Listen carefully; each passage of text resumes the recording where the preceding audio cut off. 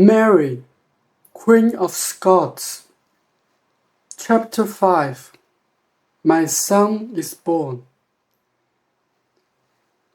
Next morning, Darnley came to see me. He was afraid. "What's the matter, husband?" I said. "Why are you crying?" "Oh, Mary, Mary," he said. "I'm sorry. I was wrong. I helped those men to kill Rachel, and now the Earl of Moray is back here with them. He hates me. I am afraid they are going to kill me, and you too.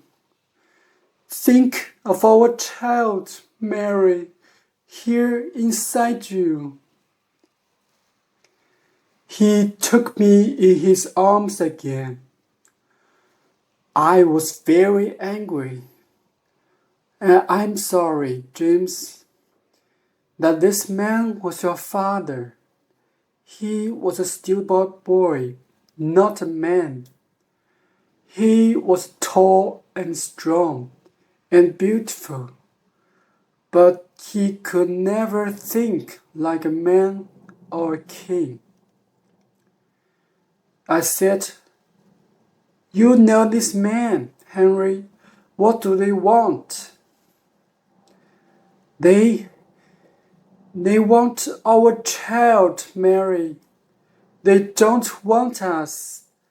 They are going to put you in prison. They don't want you to be queen. They want your child to be king or queen. I don't know what they want to do with me. Perhaps they want you to be king too, without me," I said quietly. "Then you can do what they want, like a little boy." "Perhaps, Mary. They said that yesterday. But now that Moray is here, I don't know. I'm afraid. Please help me." He began to cry again. "What can we do?" "We can run away," I said. "We can leave Edinburgh quickly and quietly, before Ruthven and his men stop us. Be quiet for a minute. I want to think." I walked up and down for 2 or 3 minutes. Then I said, "Henry, go back to these men. Tell them." "No, Mary, please. I can't. I'm afraid of them." "Listen to me, Henry, and try to be a man. Go and talk to them. I'm you, because of the child. Say I'm not angry with them. Tell them anything. Lie to them. Then tonight, bring some men and horses here, behind the castle." He went and did it. All day I waited in my rooms and listened. Then, at 1 o'clock in the morning, Darnley and I went quietly down the stairs behind the castle. Some of my friends were there, with horses for us. Quickly, we rode away into the night. That was a very bad night. It was dark and cold. I was ill, and Darnley was afraid. "Come on," he said. "Ride faster, woman. You're too slow." But I was pregnant, and it was cold and dark. We rode for 5 hours in the rain, I can't, Henry, I said. I'm ill. Think of the baby. I don't want it to die. Why not? He said.